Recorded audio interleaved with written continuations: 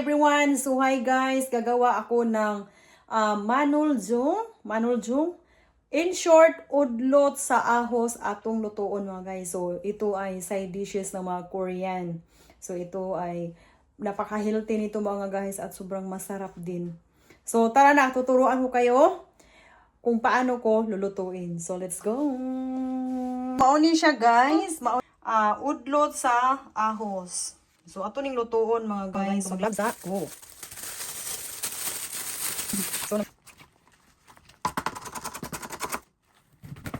Ikaw na ang bahala mga guys, paano mo siya ikat. Pero mas maganda kung bite size. Yung kaya lang sa kaya lang sa bunganga mo pag kinain mo na, o di ba? Pangit naman yun kung sobrang mahaba, sobrang maiksi. Dapat talaga katamtaman lang mga guys para ganado ka, o di ba? Kung ano yung iniisip mo. Ay, bad yan ha. Char. Bitaw mga guys, i-share ko lang sa inyo. Nung katulong pa ako, nagpasalamat talaga ako sa amo ko noon na pagdating sa pagluto, ano talaga siya, dapat perfect, ganun.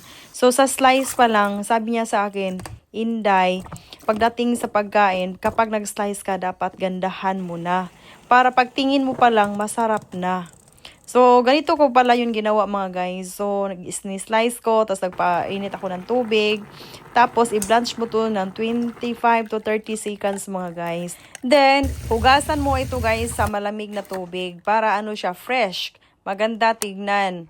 Ito nga pala yung mga ingredients mga guys. So, since Korean food ito, so, sure ball talaga may chili powder mga guys. Mga ganun, mga soy sauce, vinegar, sugar, ganun mga guys. Tapos, huwag din natin kalimutan maglagay ng sesame seeds mga guys. Dahil ito ay isa sa pampaganda.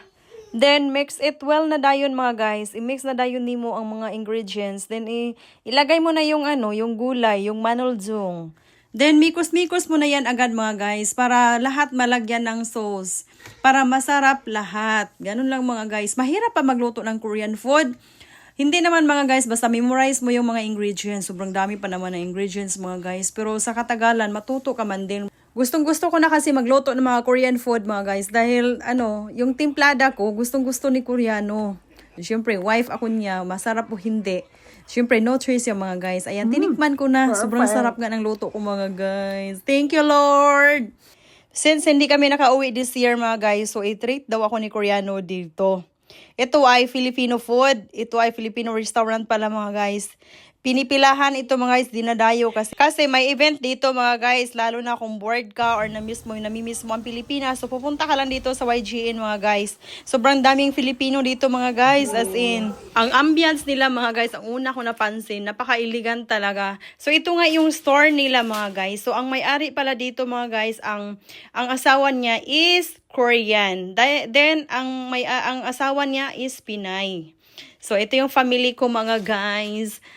Since snow dito, winter dito sa South Korea, so talaga, expect mo talaga na dapat mag-complete gear ka mga guys, saka coat ka, ayan, para paglabas mo minsan kasi sobrang lakas ng hangin.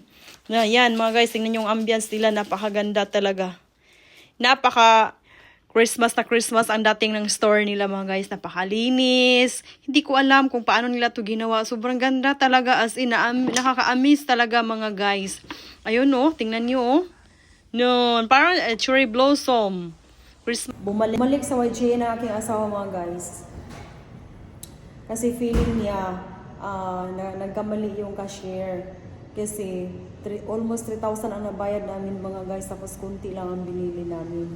Kaya gusto niya clear daw na tagam. Of course mga guys, hindi tayo pwede walang bulad mga guys. Sobrang sarap nito. Kahit hindi na tayo umuwi ng Pilipinas, basta may bulad lang. Ayo. O si Tata Sala pa mga guys. Mayor Tata Sala sa Davao, nakuha na din mong bahin dong. O tanawa. Si Koreano nagbitbit sa mga anak. Grabe ang Koreana, binati si Paring Yongchan. Lahat ng tao na makakita kay Paring Yongchan mga guys, hindi sa nagmamayabang ako. Sasabihin talaga mga guys na ang gwapo daw ng anak namin. Magkita nga pala kami ng aking kaibigan mga guys. From Luzon to mga guys, pinuntahan lang kami dito sa bahay namin. Syempre dito ang station, pinuntahan na namin kahit malayo. So nagkita na kami nito mga guys, so dito namin sila dadalhin, shabu-shabu, pakainin namin sila. Pero hindi kami natuloy doon mga guys kasi break time pala. Ang dito, ang shabu-shabu mga guys, meron pong break time. Hindi po anytime, every time na open sila. Kaya tips ko sa inyo, kung gusto nyong kumain ng shabu-shabu dito sa South Korea, tawagan nyo muna kung open ba sila or hindi. Para hindi masayang yung pamasahin ninyo mga guys. Bakit pareho kayo ng mukha? So, Sangyupsal ang pinili namin mga guys kasi gustong-gusto din to ng asawa ni Kristen, ng kaibigan ko. Ayun o. Konting story lang po mga guys. Itong si Kristen mga guys, classmate ko pala to nung nag-aral ako ng Korean language. Alam nyo mga guys, siya po ang top 1 sa klase namin mga guys. So, hindi Korean ang asawa niya, pero mas matalino pa siya kaysa sa akin. Sobrang stress kasi ako noon mga guys, kaya wala lutang talaga ako noon. Pagkatapos namin kumain mga guys, dinala namin sila dito sa bahay para makabisita sila sa aming bahay. So syempre mga guys, kapag mabuti ang inyong intentions ay welcome na welcome kayo dito sa aming bahay. And then mga guys, binilhan din pala sila ng coffee ng aking asawa. May share ako sa inyo mga guys, isa itong Korean culture. Pwede bang makitulog ang bisita sa bahay ng Koreano?